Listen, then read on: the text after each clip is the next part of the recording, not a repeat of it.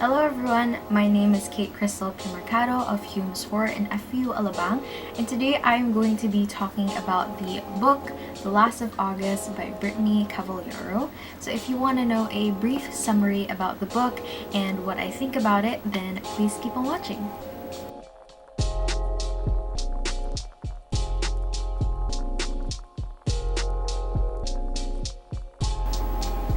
Today I'm going to be talking about the book The Last of August by Brittany Cavallaro.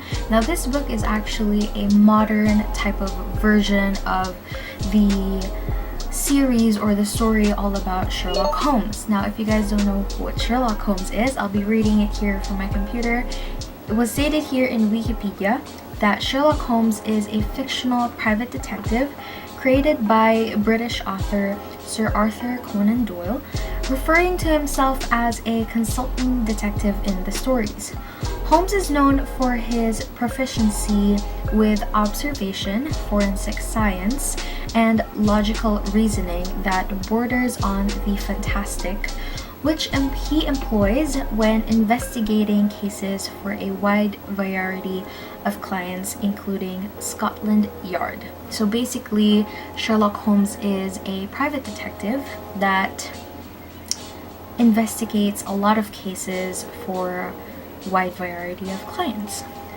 And I've been a huge fan of mystery cases, specifically Sherlock Holmes himself. I love how his character has built up until this very day, his mindset of everything that's going on when it comes to investigating cases. He's practically amazing, and I've been a huge fan of the series of Sherlock Holmes, mostly the one that Benedict Cumberbatch has played as Sherlock Holmes. So that's why I came across to this book, The Last of August by Brittany Cavallaro, because I've been a huge fan of Sherlock Holmes, and seeing this book in the modern world, having a modern story about it, it's amazing, and I do want to see what the future is when it comes to Sherlock Holmes. The Last of August, unfortunately, is a second series of the book because Brittany Cavallaro actually has made a first book which is called A Study in Charlotte, and it's really sad because this one has confused me a little bit. The story has been a little bit confusing because I don't know what happened to the first series. So if I come across to the A Study in Charlotte, then I'll probably talk about that as well. But for now, let's talk about The Last of August by Brittany Cavallaro. This book, series of books, is actually not specifically about Sherlock Holmes, but it is about his great granddaughter, Charlotte Holmes, and John Watson's great grandson, Jamie Watson. This book begins with two family trees, those of Holmes and Moriarty, and I lament the lack of Watson's family tree, but the trees of Holmes and Moriarty will delight any reader with their annotations by Charlotte. I long for those stories of each family member who seem fascinating with complex all on their own. Now, meeting Charlotte's family is probably my favorite part of the book.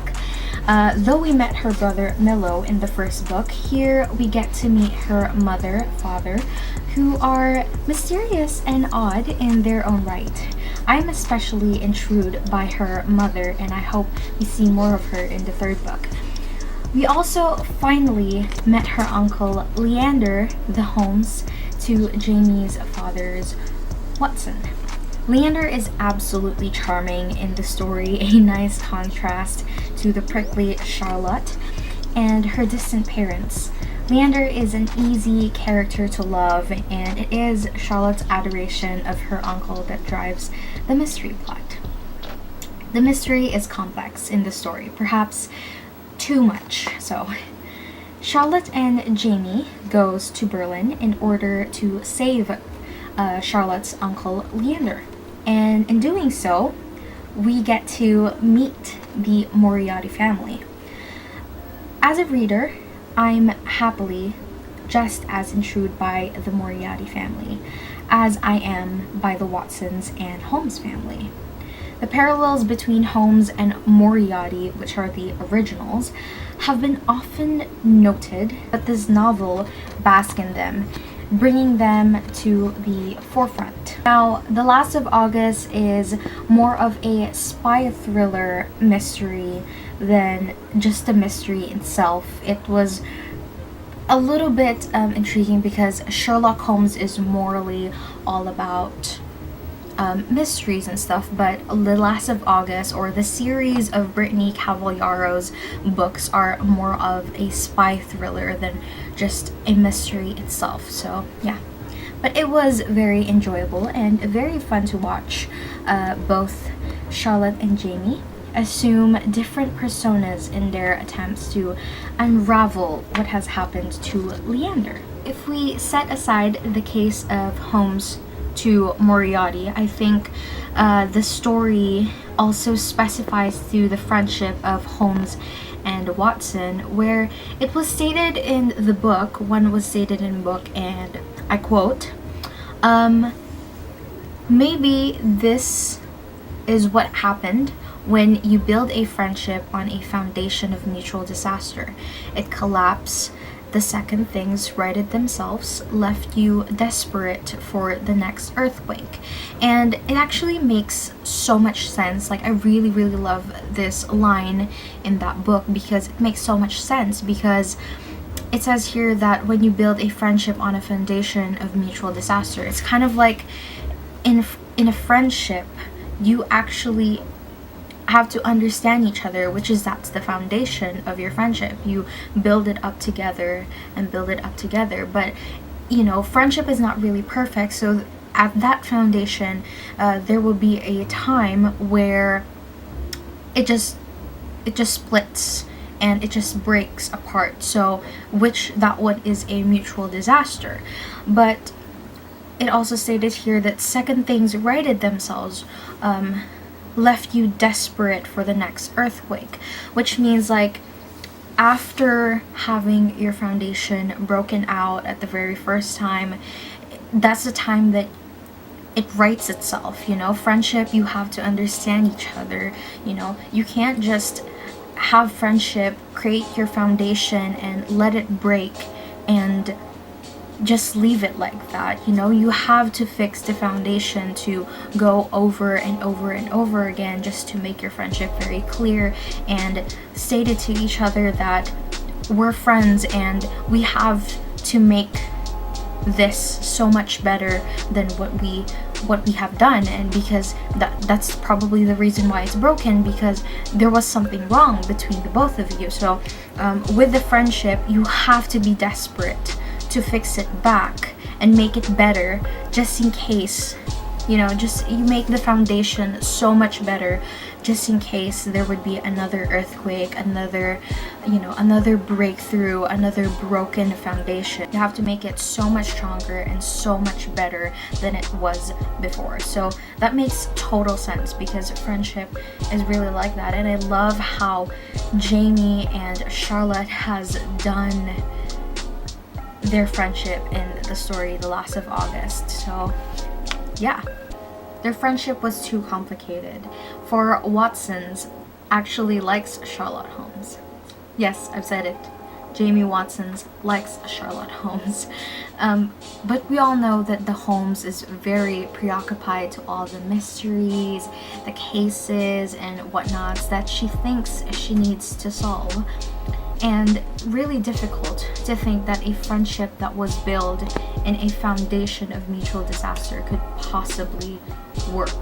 Because in the story of Last of August, Jamie and Charlotte are actually very different from each other.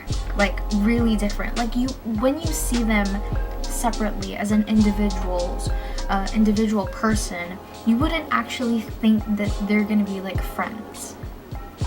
If you kind of like get what I mean. You wouldn't really think that they're gonna be friends because of how different their perspective is and how different they are as a human being. But here we are, Jamie Watson and Sherlock Holmes are technically friends. So yeah. And to add on, in the story of The Last of August, the Holmes' family doesn't really have a good connection with the Watsons, which I wasn't quite sure why, because as far as I can remember, and if you guys know, the original Sherlock Holmes and John Watson were partners in crime. And I didn't catch anything from the book that really explained why Charlotte's family doesn't get along with the Watsons anymore. So,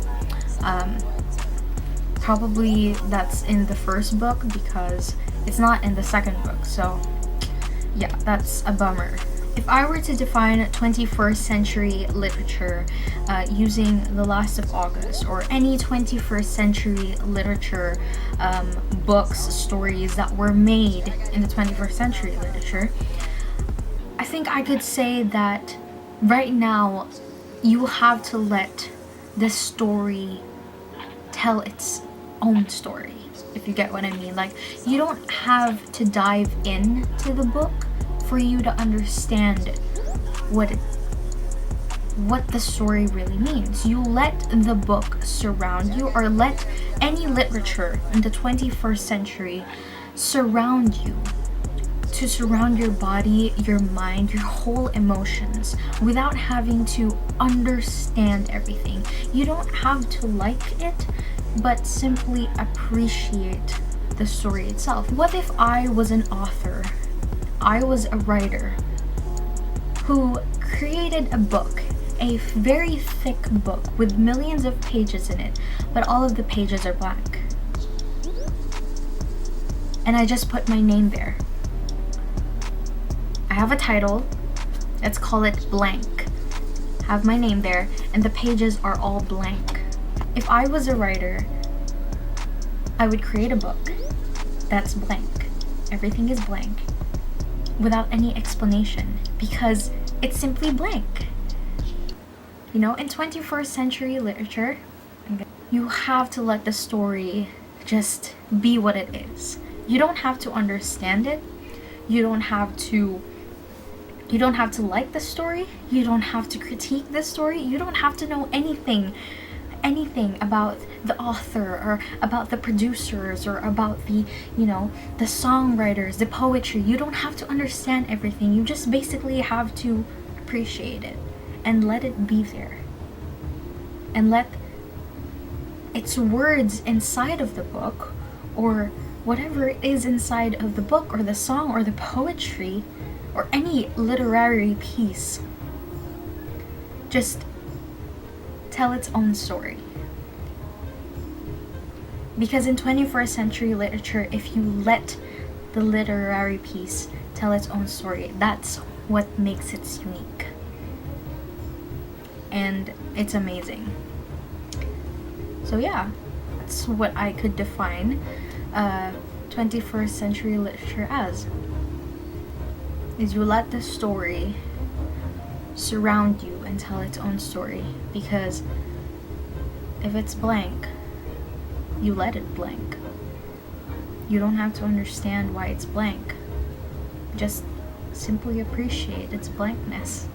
Before I end this video, I would just want to say thank you so much to my teacher, Miss Camille Faustino, for teaching us the greatness of 21st century literature.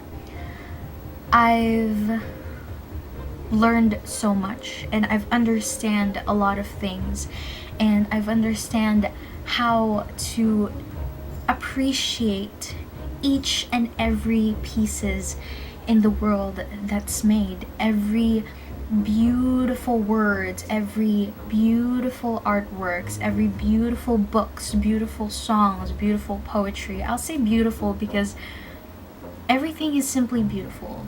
Whether you like it or not, you have to appreciate that because everything is unique. And I just want to say thank you to my teacher for making me see that everything in the world is simply beautiful. You know? Thank you so much for having me as your student, and I am very thankful for the opportunity to learn a lot of works. And yeah, thank you so much.